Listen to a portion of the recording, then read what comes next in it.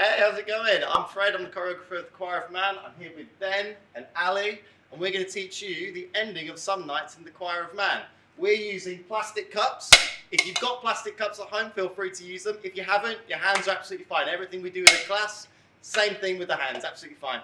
If you want to pause the video as you go along, feel free to do that. I'm going to break it down slowly, and I'm going to do some quick ones. Choir of Man tempo. Yeah. Here we go. We're going to start on our right leg. Nice big stamp down on the count 1. 5, 6, 7, 8.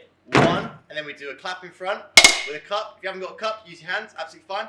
Cup, we go under the leg. 2, and so you put the foot down. After here, you put the foot down and the cup at the same time. So that goes 1 and 2, oh, and try and keep your balance. You go behind. 3, and opposite. 4, and keep going. 5, and pick the knee up. 6, and 7, and last one, keep the knee in the air on the and.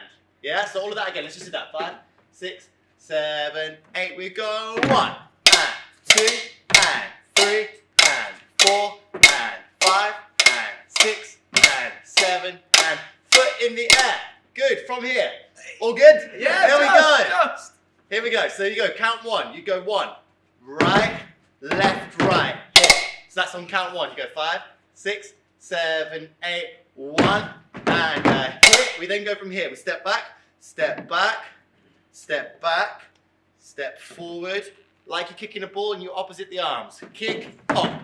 Yeah, so just that bit again. We go right foot, right, left, hit, left, right, left, kick, pop. All good from there? You step here. Step, you touch with one foot, step, touch with the other foot, and then you do step, step, nice big jump, hey, to the front. All good? Yeah. Should we just try the second half and then we'll do the whole thing all again? So Yeah. foot in the air. So we'll just do it under tempo. 5, 6, 7, we go. Right, hit, left, kick, land, step, touch, right, left. Nice big arm over the end. Good stuff. Should we go from the top all the way through? Let's do slower. Yeah, let's do 2. We'll do 1 under and then we'll go 1 full tempo, show tempo. Sure. Choir and man tempo. Here we go. So 1 slow. We'll go back here. 5, 6, 7, 8. 1 and 2 and 3 and knee up. 4 and 5 and 6. Good. And 7. Hold it in the air. 7, 8. 1 and a 2. Left, right, left. Jump, land, step, touch, step. Hey! Good stuff. Right, we good? Yeah. Up tempo. Here we go. Here we go. Let's do it. Right, here we go. At home, have a go. Here we go. 5, 6, 7.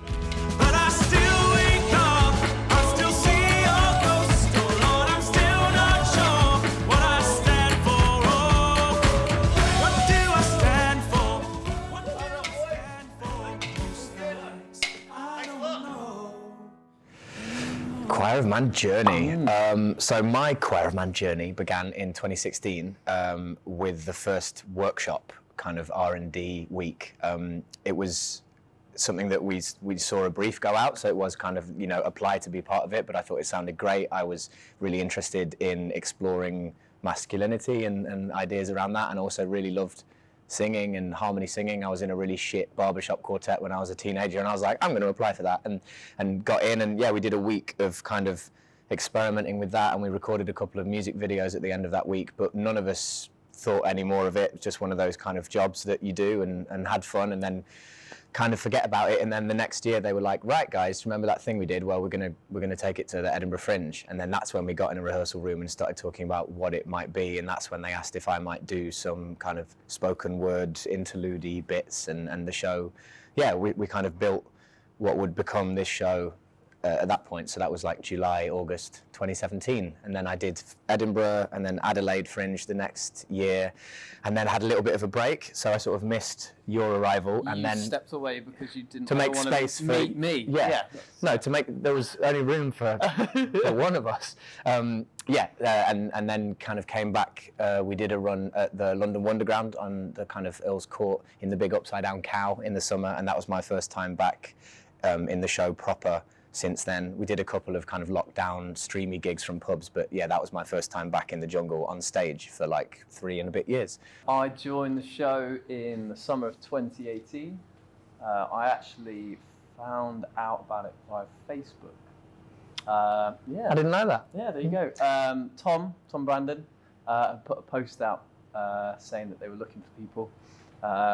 For my part, people who could play the piano, and I've always played in bands and things, and I'd seen clips online and heard about this show, and I really wanted to be a part of it. So I messaged Tom, had an audition, met all the team, just fell in love with the show. And then I've been performing ever since. I've been to Australia 3 times, toured around the USA. We did a 20-odd state tour, pretty much everywhere, in Edinburgh, and now here, which has been nice to be back in London. I think the initial idea was inspired by, I've got to get this right, a group of men in Darwin, in Northern Territory in Australia, who used to meet up and barbecue together and also sing. And they kind of gained a little bit of a following in Australia, and people really liked that this sort of traditional blokey activity was accompanied with this untraditional blokey activity of sort of close harmony singing. And it was inspired by that, but wanting to move it to a more recognisable kind of British and Irish setting. We don't do so many barbecues, prohibitive inclement weather, but the pub is something we know and love, and so I think that was the sort of initial inspiration, to have a place that we're very familiar with, and then a surprising thing happen within it, and also just a great excuse to sing loads of bangers back to back and give out pints and that kind of convivial atmosphere. And then on top of that, a chance to sort of explore the other things that are maybe a little bit gentler, a little bit more vulnerable about the show, the kind of exploring masculinity, celebrating community, that sort of thing that sits underneath it and underpins it. I mean, what it means is a really good question. It means a lot of different things to different people. I think what it means in the context of this show is just a permission to be whoever you want to be and have whatever energy you want to have in a particular moment. So there are quite kind of, I guess, stereotypically masculine moments, and there is a lot of high energy moments, but there are also softer, quieter, more tender moments, and we don't have a story, so we can't live those moments out in a narrative, but we can talk about them and kind of demonstrate them in a literal sense, particularly, and obviously we hope this doesn't happen when people come, but if something goes wrong, or if someone's having a tricky day or a tricky week, we bring ourselves on stage, and we're playing characters to an extent, but really they're versions of ourselves. We use our real names, and so, you know, when you get to the end of the show, for example, and we sing Parting Glass, that's a song steeped in a lot of feeling for people, and if someone has recently lost someone or is going through whatever they're going through, just to kind of hold them in that moment, sometimes literally hold them. And so I suppose what we want is to not turn people off who want to come for a good night out, because it is primarily a really good night out, but then alongside that sits this sort of, we feel like we have a duty to discuss, we're all men on stage, and now especially, but whenever, we would have had a duty to speak to that and to explore that and just kind of broaden the bandwidth of what it means to be a man in 2021 for everyone's mental health's sake, and just, yeah, joy. I think it's celebrating individuality within the male sex and saying whoever you are, not one stereotype of masculinity trumps the other. They're all okay, as long as they're positive, and we share our core values of talking to each other, being open, being positive, talking about when you're not feeling positive. Within that, you can be whoever you want to be, and that's okay. I think the good thing about the show is, over the years, we've been really lucky to have so many amazingly talented people on and off stage come through the doors with different stories, different backgrounds. Some people from theatre, some people from music, some people from kind of poetry, like dance, all sorts. It's everyone's background is this amazing hot pot, and also geographically, and to actually be able to share that kind of amount of your personality with the audience is so rare. We're obviously kind of, I would say, playing heightened versions of ourselves. I bring massive amounts of myself to the maestro, but do I, you know, walk around swanning? Not necessarily. Yeah, he does. But yeah, sometimes on a Saturday, maybe.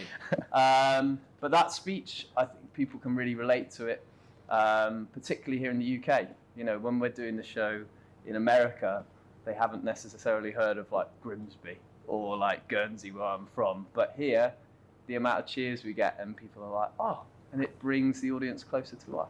I think it's celebrating all of the songs that you'd hear at the best night in the pub. You come in and it's not one genre, it's a bit of folk, it's a bit of rock, there's some Adele, like we've got something for everyone. We put our own spin on it, and we put like our own Choir of Man sound. We've got a couple of original songs that we love to do as well. And it's just kind of, there's something for everyone. We really spend a lot of time on a couple of the a cappella numbers.